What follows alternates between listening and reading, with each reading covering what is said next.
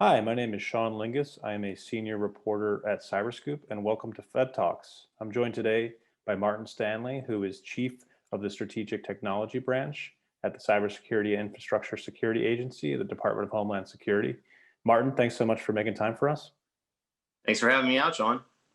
Great. So let's dive right in. We have a lot to cover. I want to talk about artificial intelligence and how it's used at your agency. There's a lot of hype and speculation about what AI can and cannot do. So we want to get some real world examples from you. I want to start by asking you, Martin, a little bit about how you measure the trade-off between using artificial intelligence, machine learning products, technology, versus a human analyst. At what point does it become favorable to use the technology, and at what point is it better to rely on a human to sift through data? So that's a really great place to start. It's actually the place that we started when we were looking at artificial intelligence as a strategic technology within CISA, was to identify the criteria that we wanted to employ when determining whether we should automate something or not. And what we want to do is put some tools in the hands of program managers, folks that were not necessarily, AI specialists, that they could use in order to determine whether a particular use case was appropriate. And in our case, what we determined was, your typical benefit, regret kind of scale. You want something that's high impact, but if it doesn't work, it does not leave you with something that you regret, a condition that you regret. So we want things that have a good payoff. And then also within that, we're looking for processes that are understandable and don't have a lot of unpredictability about them. And I think that gets to really what the strengths and the weaknesses are between, machines and people. And that's what we're talking about ultimately, is creating a human machine team, within one of our mission spaces where we have just humans today. And so what that means is you want to take the advantage of humans, which are, dealing with intuition, dealing with, use cases where there may not be many previous examples, things that require, all of that thought and reasoning. We want to make sure that they can spend their time working on those particular cases, and then take the cases where you have a lot of examples, where you're able to train a machine, where how those things fail, how it's easily measurable. And I think the final point that I would bring, to folks' attention when they're thinking about this is, you need to know if you're being successful or not. And to me, that means you've got to have a human performance measure for the task that you're automating.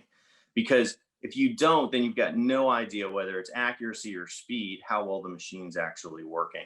And in many things that we do, we don't have those measures. So it's important to think about that up front, so you know that you're being successful, because you've got to know how well the machines do, in order to determine whether it's not working right.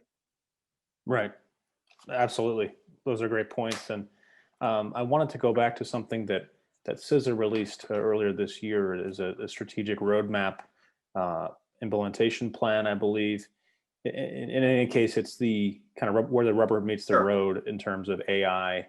And government documents like this are often, can be dense, can be very detailed and policy oriented and wonky. But with something like AI, I think it's really important to get that out in the public eye and to set expectations.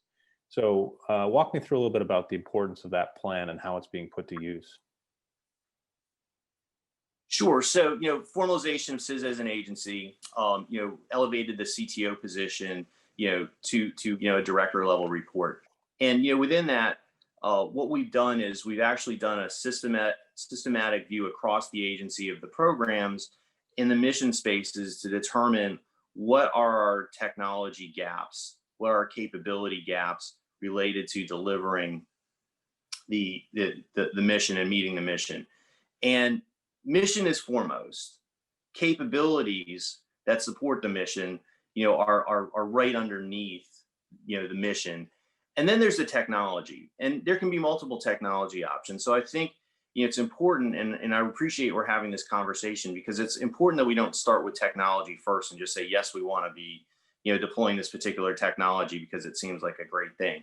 It's got to have a specific, connection to a capability gap that we're experiencing, as far as meeting our mission goes.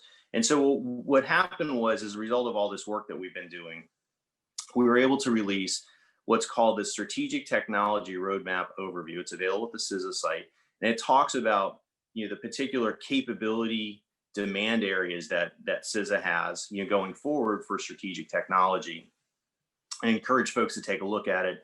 But preview as with respect to cybersecurity and artificial intelligence, is it highlights the things that we're focused on, which is analytics, security orchestration, automated response. None of these things should be surprising things probably that you cover every day. And of course, capability to support our threat hunting and incident response mission. So we're looking for particular capabilities that have AI components to them, but are really focused on improving our ability to meet mission.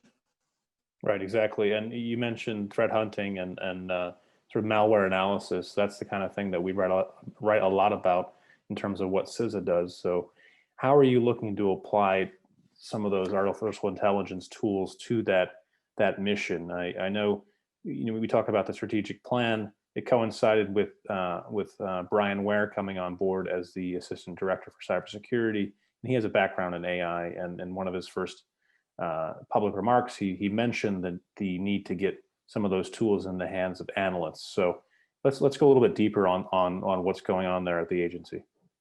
So first and foremost, I think our number one need and our number one focus is around analytics, and that's making sense of all this data that we have. We've got, if you've ever heard Christopher Krebs, our director, talk about the this unique view that CISA has with all of our stakeholders. We have all this information that we get from all of our stakeholders about different kinds of threats and campaigns and posture and all of that.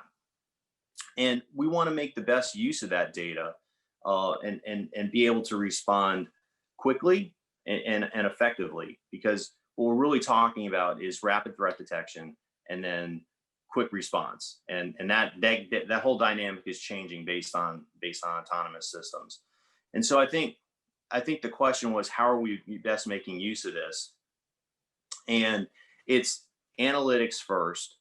And what I always say when we talk about analytics, because I think people can rightly express concerns, first and foremost in all our considerations are explainable AI systems. There's large efforts government-wide that we participate in to have the best availability to advancements in explainable AI, because we've got to be able to communicate how machines are working and what they're doing, but also tying in with the federal data strategy, we have to make sure that we're able to demonstrate that we're using the data for the purpose that it was intended to be collected in the first place. And I know that folks will have those concerns, but I just want to I'll always reiterate that that's on our mind, and that we're putting in place controls, we're putting in place approaches and things like that within these environments that we're creating. And that's where a lot of the process stuff and a lot of the focus that we have is, okay, we're going to build these environments, but we want to have processes for building automation that builds in all that governance. Yep, and you make a good point there, Martin. And you mentioned the word stakeholders, and it's an important word. Private enterprises have customers. CISA has stakeholders, which is some of the critical infrastructure companies in various sectors, financial, energy, telecommunications, that are kind of keeping the country running. And what are some of the feedback you're getting from some of those companies, some of those critical infrastructure organizations on your use of AI? It's a give and take, I'm sure, but you have to be responsive to those stakeholders, as you say. Right. So ideally, it wouldn't be visible to our stakeholders, and I think we have so many stakeholders, as you talked about, that they might not even know who they are, because there's just, we support so much critical infrastructure. Our job is the nation's risk advisor. Ideally, these capabilities that we're providing are able to go as far as we possibly can with the appropriated dollars that we have. And so I would hope that what our stakeholders would see would be greater availability of services from us as a result of us being smart about automating the things that are best automated and maybe not ever even visible. Right, exactly. And it's on the one hand, there's people like yourself in in CISA who are going ahead with this AI strategy, and then the other, there's also an active effort, irrespective of the political timing of anything, to recruit career officials in CISA who are good analysts, who know cybersecurity. So those things are not contradictory. They are complementary. So can you talk a little bit about how you see that, I imagine there's going to be a new sort of pipeline of young analysts coming into CISA in the coming years. How will they be joining a changing agency, given all we've talked about with artificial intelligence and other tools? Well, so first of all, I would say to anyone that's listening, CISA is a great place to work. Fantastic mission. We enjoy broad bipartisan support for our mission and the stuff that we're doing. And I know you all report on that. Awesome place to work. Great mission. You can make a difference working here. We're going to have to attract more diverse talent. And I don't necessarily mean tradition, in the traditional sense of diversity, which we're certainly focusing on doing that. But we have to have diverse skill sets. We have to have folks from different areas, because we're going to be building these, hybrid human machine teams that are going to incorporate a lot of new skill sets. That we'll have our folks that have cybersecurity and mission expertise, but they need to be complemented by folks that are going to be able to, help us manage data. We're going to be able to help us, to build analytics, to build the governance around them, to supervise machines, to be able to, determine whether they're performing well, to, produce, report, to understand capabilities that we have in place and what they're doing. We do a lot of that today. We certainly, have a very robust privacy program, but we're going to have to do the same thing for these kinds of capabilities as well. Mm-hmm. Absolutely. And I want to go back to something we touched and on. Workforce is, I was going to say, workforce is a huge focus at the federal level, from the AI executive order, and certainly from cyber. We've been working on this for years. All kinds of programs and all kinds of efforts for workforce. Yeah, it's a really big part of the discussion, and we mentioned a little bit earlier on the trade-off between humans and analysts, or I'm sorry, humans and artificial intelligence.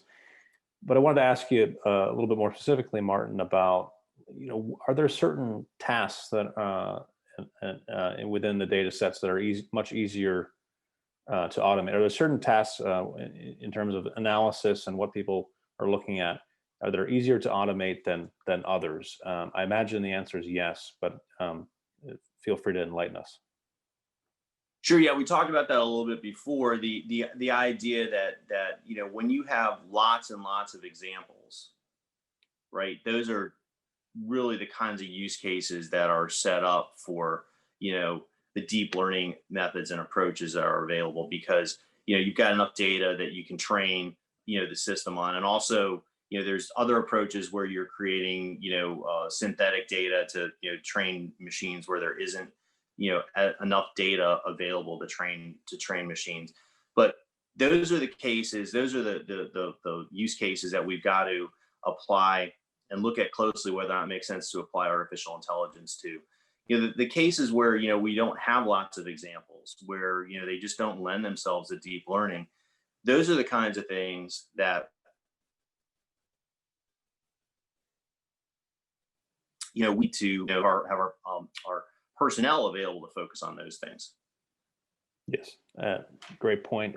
And it's been an interesting year, to say the least. We've had the pandemic, which has disrupted everything, and I know your agency has shifted to remote working for several months. I'm wondering if that at all changes the equation of how you look at a lot of these things. I mean, we're certainly likely several months from returning to what resembles normal life. Is that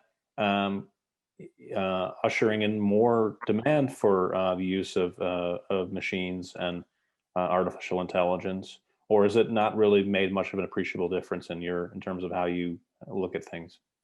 Well, I think what it's ushered a demand for, what it's really brought to light, is IT modernization. It's probably some folks about this, previously. I think what we're seeing is, a need for organizations to be agile, to be able to modernize their infrastructure. And when they do it, they obviously have to do it in a secure way, so they continue to be able to, do the business that they're doing, but they're able to modernize and leverage new capabilities. CISA has been promoting that, over, throughout the pandemic, in addition to responding, under, our support for FEMA, Emergency Support Function 14, the supply chain, piece of this. We've been issuing guidance updates to the TIC, Trusted Internet Connection, things around remote workforce, all of the teleworking agreement and that kind of stuff. In addition to updating the TIC architecture to support zero trust and VPNs and some other like things that folks are using like VDIs. Those are all available on our website too for folks. And it's been pretty well, but that stuff is just great. Excellent. Thanks so much for your time, Martin. I really appreciate you chatting with us. And to our viewers, please enjoy the rest of FedTalks. Thanks, Sean.